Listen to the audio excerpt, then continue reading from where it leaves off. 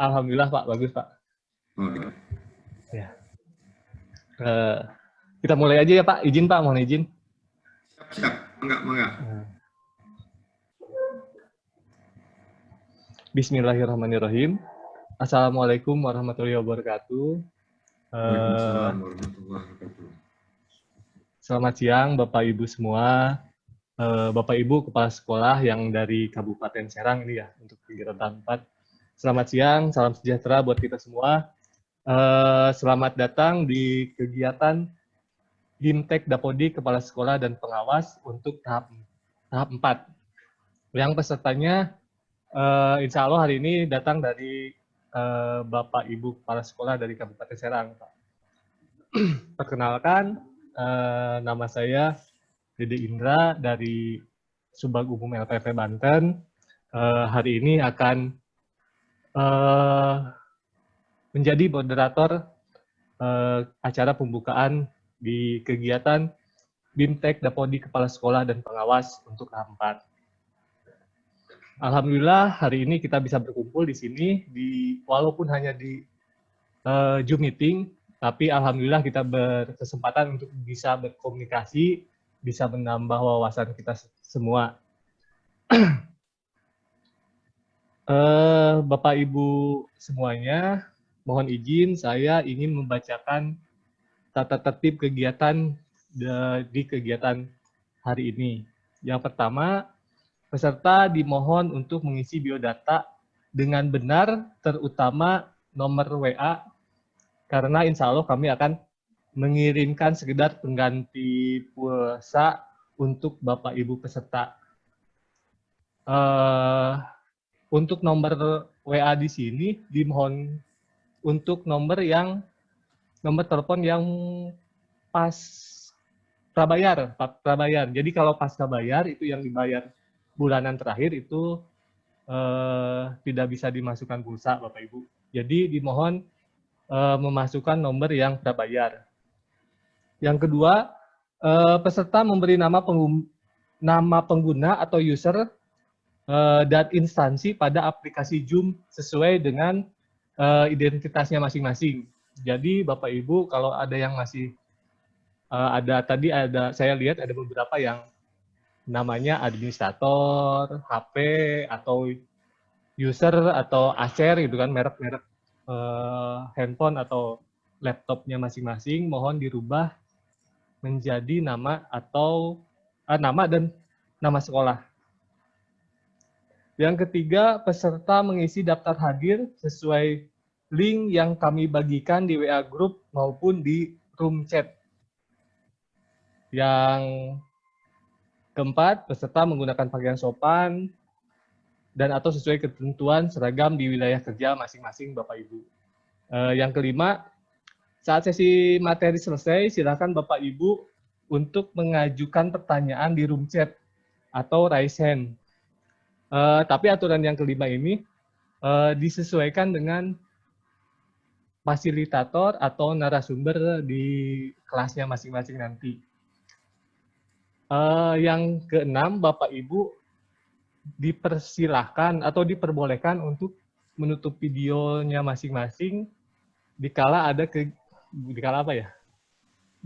videonya masing-masing untuk menghemat kuota atau pulsa gitu kan. Dipersilahkan, jadi tidak harus selalu videonya stay on terus gitu kan. Kegiatan Bimtek ini akan dilaksanakan selama 3 hari ke depan. Di hari pertama sampai hari ketiga ada pembahasan tentang supervisi Dapodik dan evaluasi Dapodik yang akan disampaikan oleh narasumber di masing-masing kelas. Mungkin sekian tata tertib yang saya sampaikan. Bapak Ibu yang berbahagia, alhamdulillah Bapak Koordinator Seksi Informasi telah hadir di Zoom meeting kita ini. Dimohon kepada Bapak Koordinator Seksi Informasi, Bapak Herwan Febriadi, SLC MPD, untuk memberikan paparan atau arahan sekaligus langsung membuka kegiatan ini. Kepada Bapak Herwan Febriadi, saya persilahkan. Terima kasih, Pak. Terima kasih, Pak Dede. Bismillahirrahmanirrahim. Assalamualaikum warahmatullahi wabarakatuh. Alhamdulillahirrahmanirrahim. Puji syukur kepada Allah SWT yang atas berkat rahmat dan hidayahnya kita masih diberi nikmat iman, nikmat sehat, dan dengan kesehatan kita masih diberi kekuatan untuk selalu beraktivitas dalam melayani pendidikan di Provinsi Banten, dan mudah-mudahan aktivitas kita ini menjadi amal ibadah bagi kita semua. Serta salam selalu kita panjatkan pada junjungan Nabi besar Muhammad SAW, keluarganya, sahabatnya, dan pengikutnya hingga akhir zaman. Bapak Ibu, sebelum kami menyampaikan materi bukan ini, yang pertama ingin kami sampaikan permohonan maaf dari Pak Kepala, Bapak Ibu, karena Pak Kepala pada hari ini ada kegiatan pelantikan.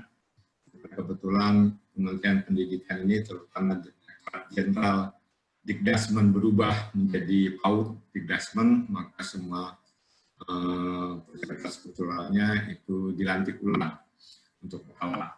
Dan karena juga ada reformasi birokrasi, maka jabatan eselon 4 di PPMP di Kementerian Pendidikan itu sekarang sudah tidak dihapus. Jadi seperti tadi disampaikan oleh Pak Moderator, bahwa sudah tidak ada lagi yang namanya sistem informasi, jadi sekarang adanya koordinator sistem informasi.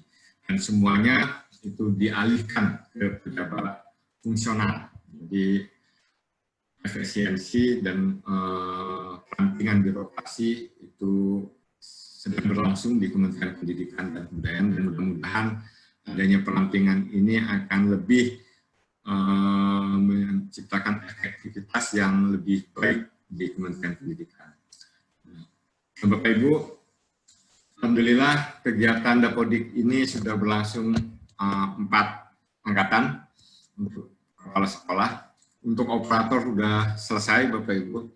Dan kenapa kemudian di tahun sekarang itu kita juga lebih banyak mengikuti para Bapak Ibu Kepala Sekolah dalam Bintek Dapodik? Karena yang pertama, data Dapodik ini betul-betul menjadi data yang vital bagi Kementerian Pendidikan, Bapak Ibu. Jadi satu-satunya data yang dipergunakan oleh kementerian untuk acuan dalam perumusan kebijakan, baik yang berkenaan dengan penyaluran BOS ataupun tunjangan sertifikasi, itu datanya hanya ada di Dapodik. Begitu juga dengan pelaporan-pelaporan kegiatan maupun monitoringnya, itu juga semuanya bersumber pada data Dapodik, sehingga Dapodik itu menjadi satu-satunya aplikasi data yang dikelola oleh Kementerian Pendidikan dan menjadi satu-satunya acuan bagi perencanaan pendidikan. Oleh karenanya, kami berharap dengan keterlibatan yang semakin banyak dari kepala sekolah, data Dapodik kita ini menjadi semakin lebih baik. Oleh karena itu, maka di tahun sekarang kami lebih banyak mengikutsertakan para kepala sekolah, tidak hanya cukup operator, Bapak Ibu, karena sebagaimana fungsinya, operator itu sebetulnya hanya memasukkan data disusun oleh Bapak Ibu ke aplikasi. Jadi tanggung jawab data Dapodik itu bukan di teman-teman operator, tapi ada di tangan Bapak Ibu. Oleh karenanya, maka kami berkewajiban untuk mengajak para kepala sekolah untuk juga sama-sama memahami, sama-sama membelajar apa itu Dapodik. Bapak Ibu, izinkan sebelum kami membuka, kami menyampaikan beberapa materi, beberapa slide materi untuk mengantar kita dalam melakukan diskusi selama 3 hari.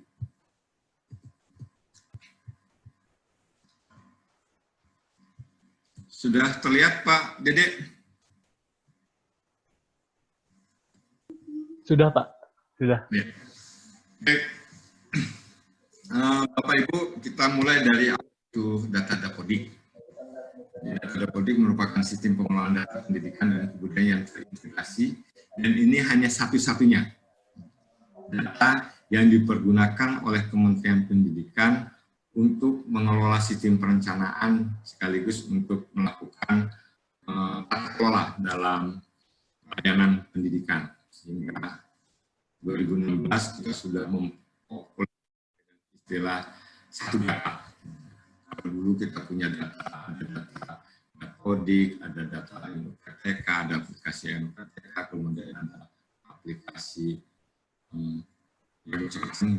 sekarang data pendidikan itu yang kita pakai hanya satu, yaitu data Dapodik yang fungsinya sudah sangat luas, tidak hanya dipakai oleh Kementerian Pendidikan, Bapak Ibu, tapi juga sudah dipakai oleh kementerian-kementerian lain, seperti Kementerian Sosial dalam perumusan mana mahasiswa yang mendapat PIP, kemudian oleh Kementerian PUPR ketika melihat mana-mana sekolah yang harus mendapat anggaran, rehab, pembangunan, sarana prasarana, semuanya itu dilihat dari data Dapodik.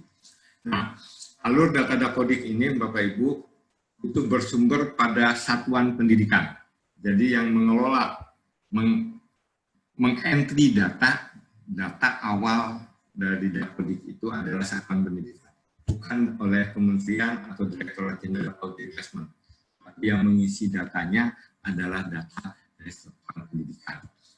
Karena maka data Dapodik ini bisa diartikan sebagai data sumber data primer, karena yang mengisinya itu langsung dari sekolah. Ada tiga tahapan, Bapak Ibu, yang dilalui dalam kita mengolah data sampai nanti muncul profil data per kabupaten kota, per provinsi, per nasional. Yang pertama dari pengumpulan data, kegiatan pengumpulan data yang nanti setelah ini akan ada cut off nanti di bulan Agustus untuk data Dapodik, terutama untuk pengisian peserta didik. Pengumpulan data ini ditanggung-jawabi oleh masing-masing Direktorat Jenderal. Kalau dulu ada Direktorat Jenderal Audit, sekarang sudah Audit dan Dikdasmen sudah bergabung, tinggal ada dua Direktorat Jenderal nanti yang akan melakukan pengelolaan, yaitu Dirjen Dikdasmen dan Direktorat Jenderal Kebudayaan. Kemudian setelah data ini di-entry oleh kepala sekolah, oleh operator, tapi yang bertanggung jawab, Bapak Ibu, sekali lagi, yang bertanggung jawab pada pengisian data Dapodik itu adalah kepala sekolah. Oleh karenanya yang baik, Bapak Ibu, pengisian data ini dicek, diisi dulu hard copy-nya. Jadi hard copy dari data Dapodik itu, instrumen Dapodik itu di-print, kemudian diisi oleh satuan pendidikan, oleh kepala sekolah atau oleh guru-guru, kemudian ditandatangani oleh kepala sekolah dan diberikan kepada operator untuk di-entry ke aplikasi Dapodik. Sehingga ketika ada kekeliruan pada saat operator meng-entry, itu bisa dilihat oleh Bapak Ibu kepala sekolah. Nah, setelah itu diisi, kemudian nanti akan diintegrasi, kemudian diverifikasi. Kita juga akan ada kegiatan verifikasi dan validasi data. Karena sampai sekarang Bapak Ibu data-data kita masih banyak data-data yang error, entah itu karena masih saja terdapat, walaupun tidak banyak, tapi masih terdapat siswa kita yang double.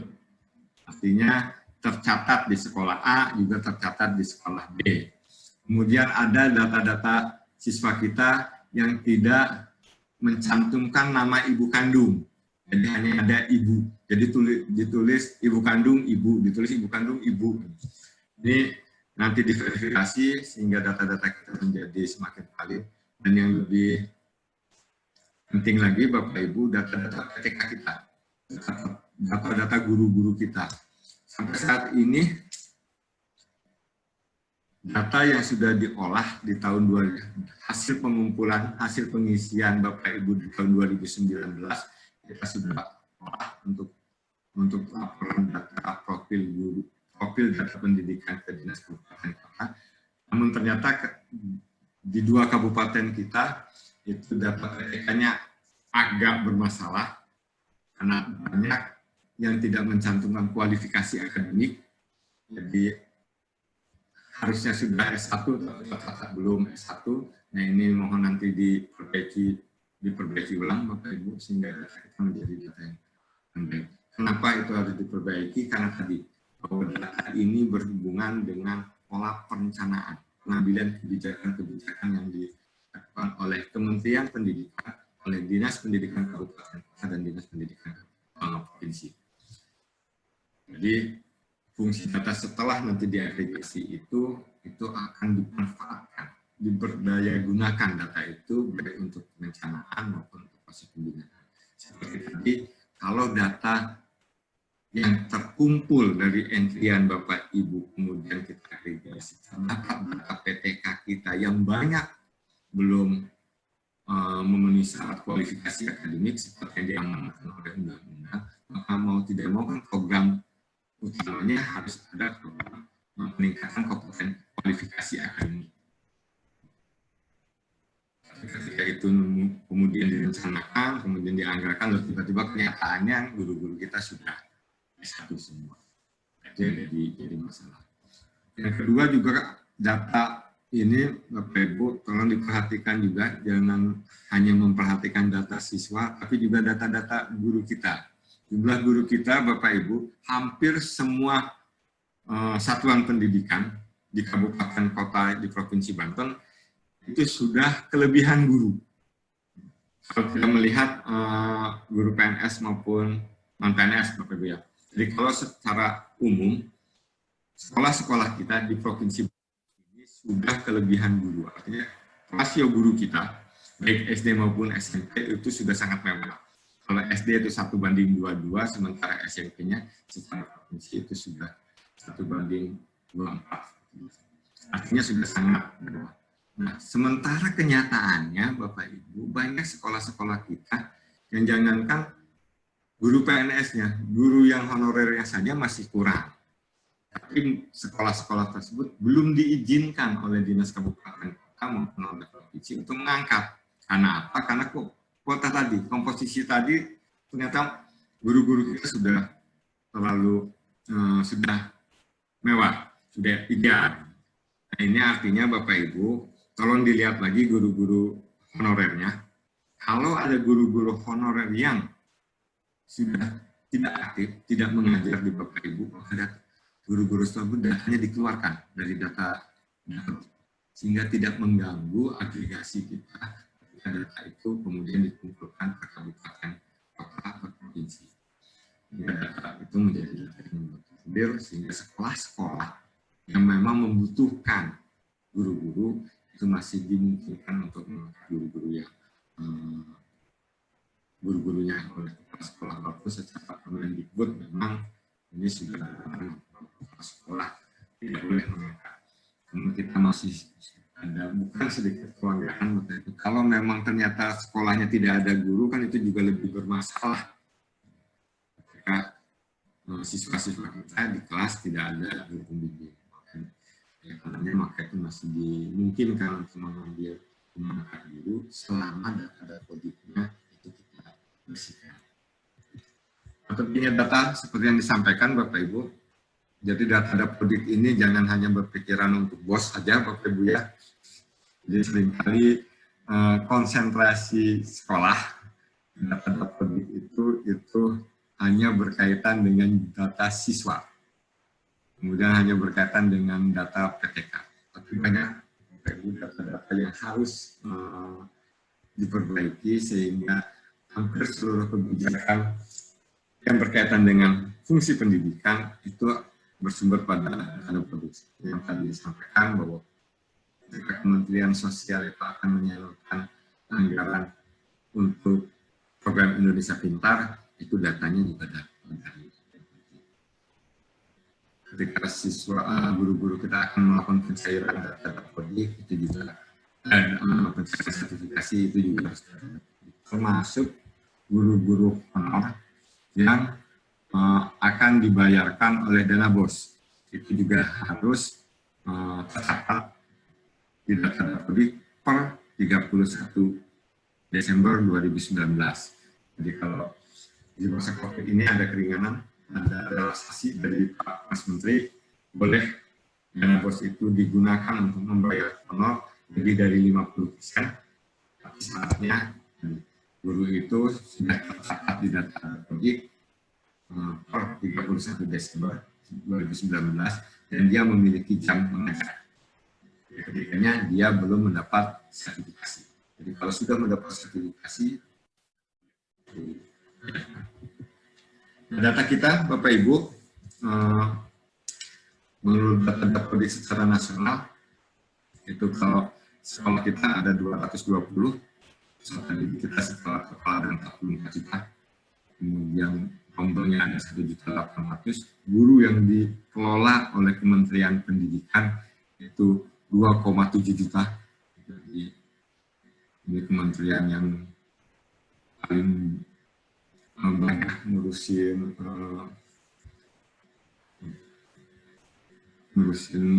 orangnya gitu ya, di samping Kementerian Sosial, 2, juta guru yang harus diurusi.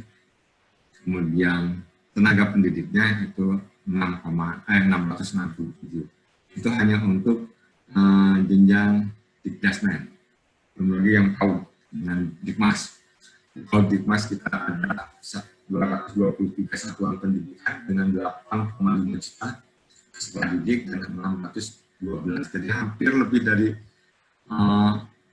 hampir mendekati 4 juta pendidik dan tenaga pendidikan yang dikelola oleh Kementerian Pendidikan dan Kebudayaan. Jadi kita akan menaikkan gaji guru dengan sekian ratus ribu saja, itu anggarannya sudah langsung membuka luar biasa. Nah, Bapak Ibu, ini juga sudah disampaikan ke teman-teman operator. Jadi sebelum kita mengisi data siswa pada data Dapodik, maka yang pertama aplikasi Dapodiknya segera di update dengan versi 2021, sehingga nanti pada saat pengisian data Dapodik sudah menggunakan versi yang baru. Ya, versi tahun 2021. Nah, cut-off-nya sekali lagi Bapak Ibu diingatkan, cut-off kita untuk data peserta didik itu per 31 Agustus besok. Nah, data PMP kita ini kalau data Dapodik itu untuk data pokok, untuk penilaian dan mutu itu menggunakan data PMP. Data PMP kita sampai saat ini, Bapak Ibu, baru 90,1%. Jadi untuk Provinsi Banten. Jadi masih ada sekitar 90,09 dari 90,1% masih ada 0,9% lagi sekolah-sekolah yang belum mengisi, dan kalau di total itu nilai jumlahnya cukup banyak, sekitar 700 dari hampir 7.000 sekolah, 7.000 lebih sekolah di Provinsi Banten. Jadi ada 700 sekolah lagi yang belum mengisi data PMP. Kalau kita bagi ke wilayah untuk Kabupaten Serang, itu total sekolah yang ada SD, SMP, SMA, SMK pada 11.001, total kirimnya ada kalau total sekolahnya ada 1.101, kemudian total kirimnya baru 1.003. Jadi masih ada 98 yang belum mengirimkan data PMP. Mohon kalau ada Bapak Ibu kepala sekolah yang sekolahnya sekarang belum kirim, segera dikirimkan Bapak Ibu data PMP-nya, sehingga sekolah bisa melihat rapot mutu per sekolah di tahun yang sekarang, tahun 2019. Mudah-mudahan rapot mutu tahun 2019 ini bisa kita launching, bisa kita keluarkan baik ke satuan pendidikan maupun ke Dinas Pendidikan Kabupaten Kota, itu nanti di bulan Oktober akhir. Nah, kalau kita lihat per jenjangnya, Bapak Ibu, untuk yang kabupaten sekarang yang belum mengirimkan data PMP, itu untuk SD ada 22 sekolah, sementara untuk SMP itu ada 31 sekolah. Dan kalau untuk SMP, alhamdulillah ketika dicek itu banyaknya semuanya, hampir semuanya itu adalah sekolah-sekolah swasta. Ini yang mohon informasinya, Bapak Ibu. Nah, jangan sekolah-sekolah swasta ini sekolah-sekolah yang sudah tidak aktif, maka segera laporkan ke Dinas Kabupaten Kota untuk tidak aktifkan saja dapurnya. Tidak aktifkan saja dapurnya sehingga tidak mengganggu. Walaupun secara sinkron dapodik semua sekolah itu hampir sudah mengirimkan melakukan sinkron data dapodik, tinggal 30 lagi Bapak Ibu yang belum mengirimkan data melakukan sinkron data dapodik, itu ada di Kabupaten Bintan dan Pasaman. Jadi sampai 30. Tapi ketika belum melakukan pengisian PMP itu ada 730.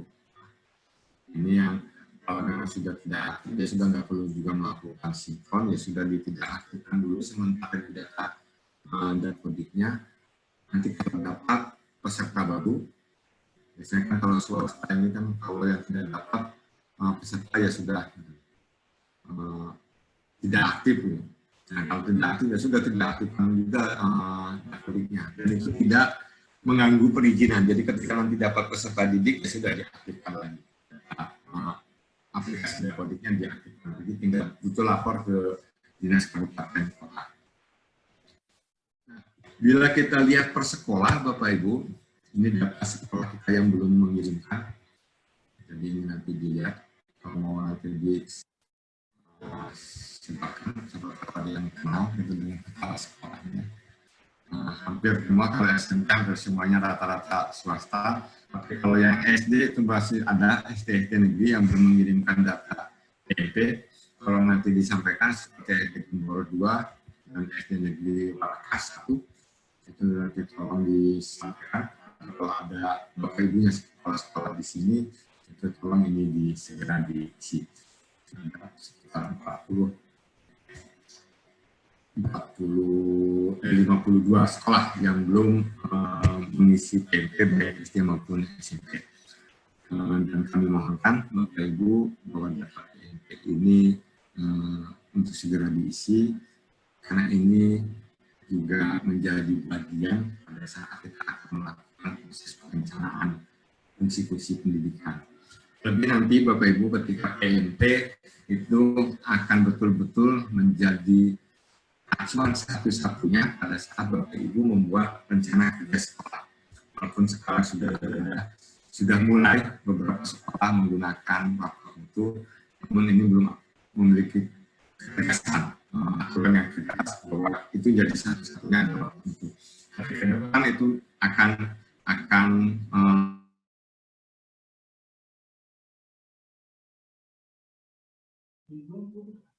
Maaf Pak, suaranya hilang dan putus-putus Pak.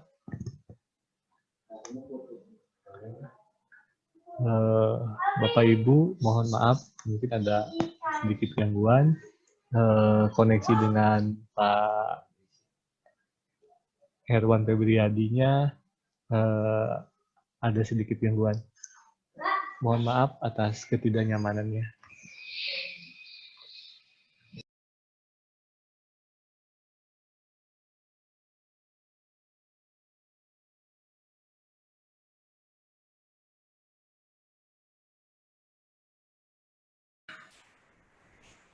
Maaf Bapak Ibu, putus. Jadi kayaknya Telkom di Rangkas ini lagi agak bermasalah. Iya, udah nyambung sekarang. Mungkin mengikuti cuaca Pak. Cuacanya lagi mendung. Cuaca lagi dari tadi malam hujan, jadi sekarang putus-putus. Jadi itu Bapak Ibu ada beberapa sekolah kita mau disampaikan karena data PMP ini juga menjadi sandingan bagi satuan pendidikan untuk membuat rencana kerja sekolah, juga itu menjadi acuan bagi Kementerian Pendidikan maupun Dinas Pendidikan Kabupaten Kota dalam membuat perencanaan-perencanaan yang terkait dengan fungsi-fungsi pendidikan. Oleh karenanya, maka Bapak Ibu, dua data, karena PMP ini juga sumbernya tetap pada Dapodik. Artinya kalau nanti seringkali kami dapatkan Bapak Ibu, ketika melihat PMP, kok PTK kita rendah ya gitu. Itu yang diperbaikinya data PMP. Padahal Bapak Ibu yang harus diperbaiki data PTK, data Dapodiknya. Data Dapodiknya ini yang diperbaiki karena PMP ini tetap bersumbernya pada data Dapodik. Jadi PMP ini nggak berdiri sendiri. Ketika isian-isian instrumen PMP ini hanya mengisi instrumen-instrumen yang diisi oleh Bapak Ibu, tapi ketika itu akan menjadi raport mutu, itu mengambil data dari Dapodik. Sehingga kalau data Dapodiknya belum baik, belum benar, maka nanti di raport mutunya juga akan menjadi tidak benar. Oleh karenanya Bapak Ibu, betapa pentingnya data Dapodik ini, ayo kita sama-sama perbaiki, sama-sama kita lebih care terhadap data Dapodik ini, sama-sama kita prototin, sehingga semakin hari, semakin sekian tahun, data Dapodik ini menjadi semakin lebih baik. Itu mungkin yang bisa disampaikan Bapak Ibu. Selamat mengikuti kegiatan Bintek Dapodik, dan mudah-mudahan ini bermanfaat bagi kita semua, sehingga data Dapodik di Provinsi Banten, khususnya nanti di data Dapodik di Kabupaten Serang itu menjadi semakin lebih baik. Dan atas izin Bapak Ibu, dengan mengucapkan Bismillahirrahmanirrahim, maka kegiatan Dapodik ini secara resmi dinyatakan dibuka. Terima kasih. Assalamualaikum warahmatullahi wabarakatuh. Waalaikumsalam warahmatullahi Saya wabarakatuh. kembalikan ke Pak Dede. Mangga, Pak Dede. Terima kasih Bapak Herwan Febriadi yang telah memberikan paparan sekaligus membuka acara ini dengan jelas tadi ya, Bapak Ibu, paparan yang disampaikan bahwa 3 hari ke depan kita akan membahas Dapodik. Mungkin sebenarnya Bapak Ibu telah mengetahui Dapodik itu sejak lama, karena emang Dapodik adalah ada di sekolah gitu kan, dikerjakan oleh sekolah. Mungkin nanti ke depan ada pembaharuan, ada wawasan-wawasan baru, ada diskusi-diskusi baru untuk meringankan permasalahan yang ada di sekolah. Mungkin kalau ada yang mau ditanyakan nggak apa-apa Pak Dede. Oh, siap. Kita buka satu dua pertanyaan. Bapak Ibu dipersilahkan jikalau ada pertanyaan boleh angkat tangan. Ada fitur raise hand di aplikasi Zoom Bapak Ibu. Nanti kita persilahkan oleh host kita akan memandu. Silakan Bapak Ibu. Saya dimatikan Bapak Ibu ya, biar tidak mengganggu sinyal, biar sinyalnya agak lebih stabil kalau dimatikan.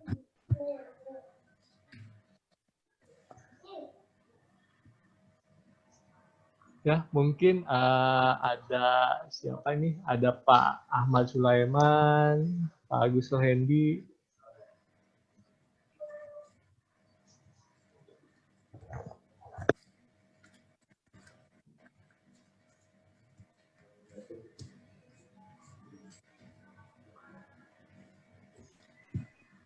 Ya, gimana Bapak Ibu? Ya, cukupkan. Ya.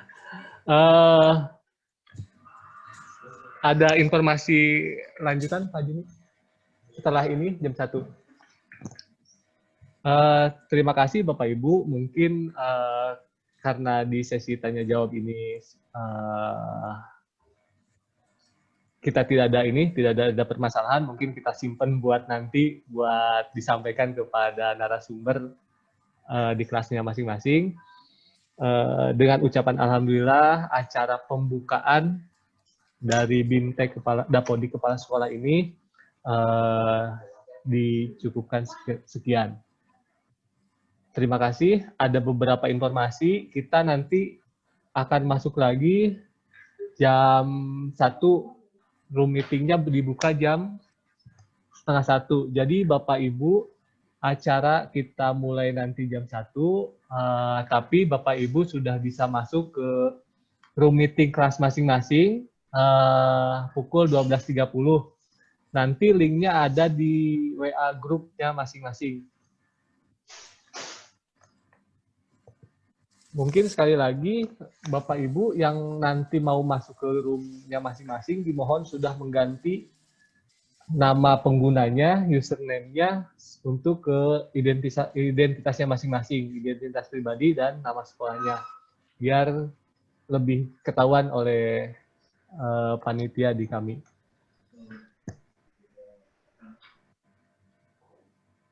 Mungkin dicukupkan sekian dari saya selaku moderator di sini, mewakili rekan-rekan. Permohonan maaf apabila ada beberapa kesalahan kata. Wabillahi taufiq wal hidayah. Wassalamualaikum warahmatullahi wabarakatuh. Terima kasih.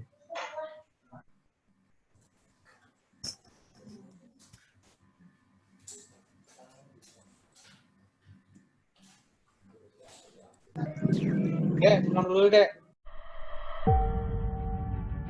Bergerak memberikan layanan dalam pengabdian. Kota Rangkas Bitung tak pernah hilang ditelan sejarah. Kental dengan budaya yang selalu terjaga. Tidak ada perbedaan yang mengikat, walaupun penuh dengan kebinekaan. Dari kota yang penuh kemajemukan, kami berupaya hadir memberikan layanan yang terbaik untuk mendorong kecerdasan anak bangsa, memberikan kontribusi nyata terhadap peningkatan mutu pendidikan di Provinsi Banten.